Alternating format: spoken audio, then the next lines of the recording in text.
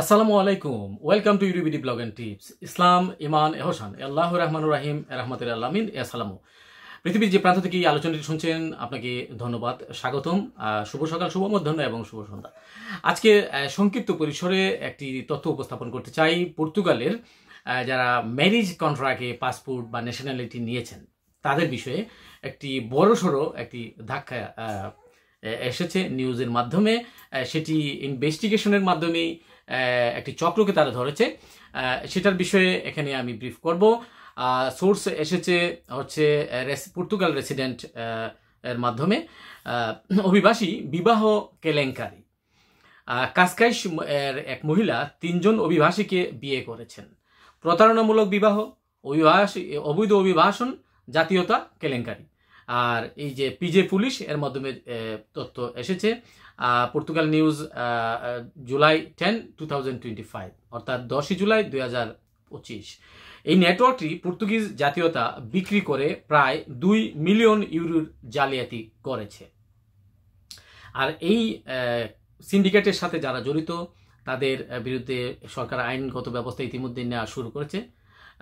তো কাজেই আপনারা বিস্তারিত শুনুন ধৈর্য সহকারে। বিস্তারিত ব্রিফ করছি এখন।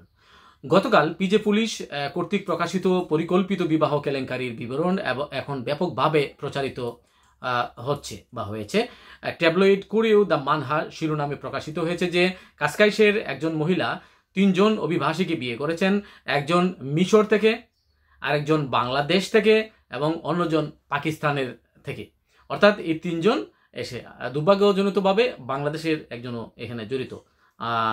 এশিয়ান কন্টিনেন্টের 3 জনই।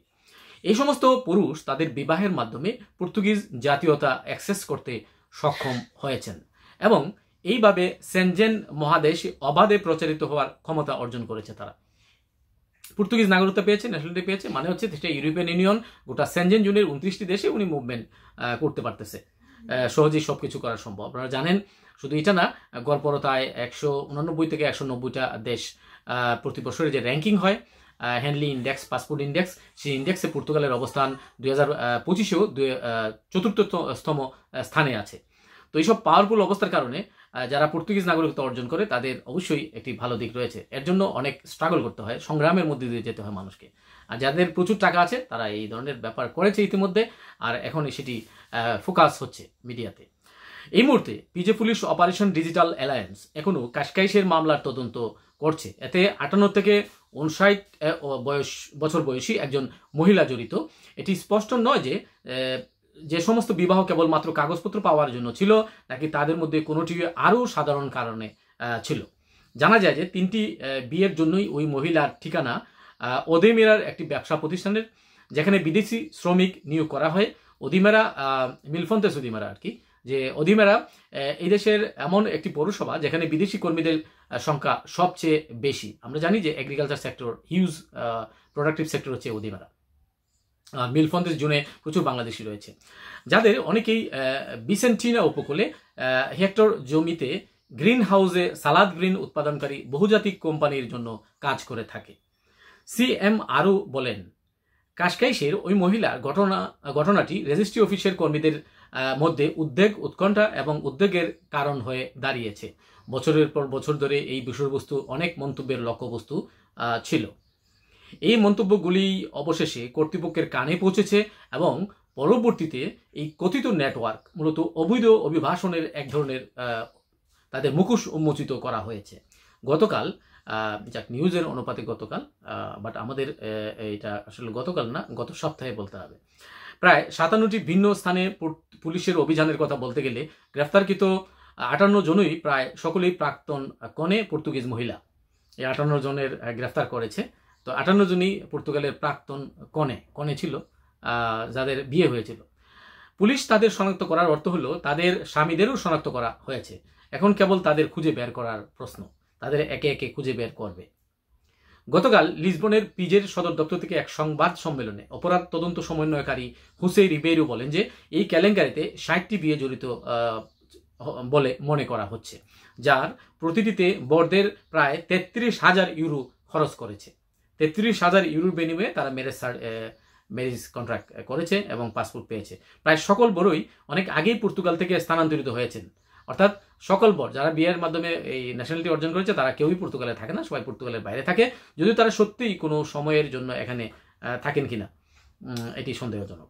পরিদর্শক রিবেরো ব্যাখ্যা করেছেন যে বিবাহ উদযাপনের মাধ্যমে বড়রা স্বয়ংক্রিয়ভাবে বসবাসের অনুমতি পাওয়ার যোগ্য হয়ে উঠবে এবং 5 বছরের সরকার যে সময়কাল 10 পর্যন্ত বাড়ানোর চেষ্টা করেছে, বৈধ সময়কাল পরে জাতীয়তা পাবে।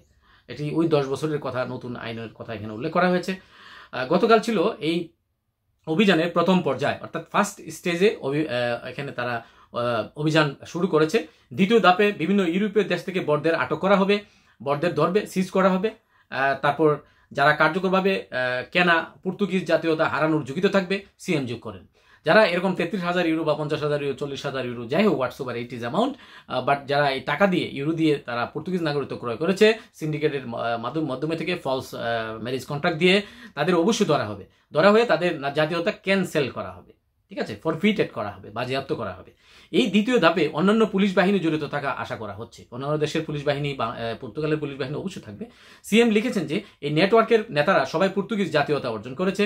এটি আসলে খুবই একটা প্রকাশ্য নয়, কারণ ইতিমধ্যেই অনেক বিদেশির পর্তুগিজ নাগরিকত্ব রয়েছে। জামিনের সিদ্ধান্ত নেওয়ার আগে সন্দেহভাজনদের সকলকে জিজ্ঞাসাবাদের মুখোমুখি করা হবে। আগামী সপ্তাহে আরও গ্রেপ্তারের সম্ভাবনা রয়েছে। নিউজ সোর্স হচ্ছে লুসা কুরিউদা মানহা। তো আজকে যারা এই আলোচনাটি শুনলেন, সবাই পর্তুগালকে আসলে মামুলি মনে করেছিল যে পর্তুগাল কোনো কিছু করবে না, পর্তুগালে কাগজ কেনা যায়, কন্ট্রাক্ট কেনা যায়, চাকরি কেনা যায়, সব কিছু করা যায়, আরেক দেশে থাকে। আমি ওই যে আগের 6টা ট্যাক্স 12টা ট্যাক্স দিয়ে পর্তুগালের কাগজ পাওয়া যায়, এগুলো সব এখন অতীত হয়েছে। এটি বর্তমানে 2024 থেকে এটি স্বপ্ন, পর্তুগালে অবশ্যই স্বপ্ন। কাজেই পর্তুগাল নিয়ে যারা এখনো আপনারা ভাবেন পর্তুগালে সেটেল হতে চান, তারা অবশ্যই ওয়ার্ক কন্ট্রাক্ট জেনুইন কিনা, ওয়ার্ক ভিসা জেনুইন কিনা, সব কিছু দেখে যাচাই বাছাই করে। ভিসা তো দিবে কনসুলার অফিস, অ্যাম্বাসি, তারপরেও আপনারা যাচাই বাছাই করবেন। এরকম কোনো সিন্ডিকেট থেকে কোনো ভিসা কেনার মাধ্যমে আপনারা আসবেন না।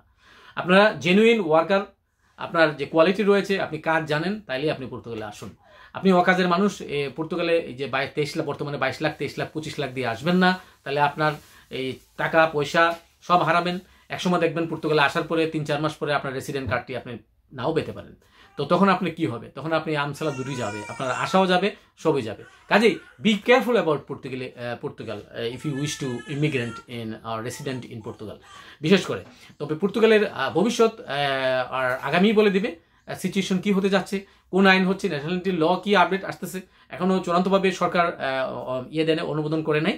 এটি কনস্টিটিউশনাল কোর্টে যে ফাইনালাইজেশন যেটা হবে, এটি অনেক বড় বড় জায়গা থেকে পর্তুগালের এই বিষয়টি নিয়ে পর্তুগালের ব্যাংক অফ পর্তুগালের গভর্নর বলেছেন যে পর্তুগালের অর্থনীতি ইমিগ্রেন্ট ছাড়া অচল। কাজেই সবগুলাই আমরা শুনবো একে অপে, এবং ইতিমধ্যে ফ্যামিলি রিইউনিফিকেশনের ভিসা প্রসেসটিও সরকার শিথিল করবে বলে আশা করা যাচ্ছে। এটি কোনো স্পেসিফিক কোনো পাই না, বাট নিউজ মাধ্যমে আমার কানে এসেছে, তাই এই কথাটি বললাম।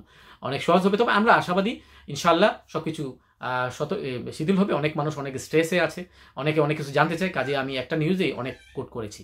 যারা এই আলোচনা শুনলেন, যারা সাবস্ক্রাইব করে নেয়, ধৈর্য ধরে আমার সাথে শোনার জন্য ধন্যবাদ, এবং সাবস্ক্রাইব করে সাথে থাকবেন। আগামীতে রয়েছে ইনশাআল্লাহ আরও ভালো কিছু। ভালো থাকবেন। আল্লাহ হাফেজ। আসসালামু আলাইকুম।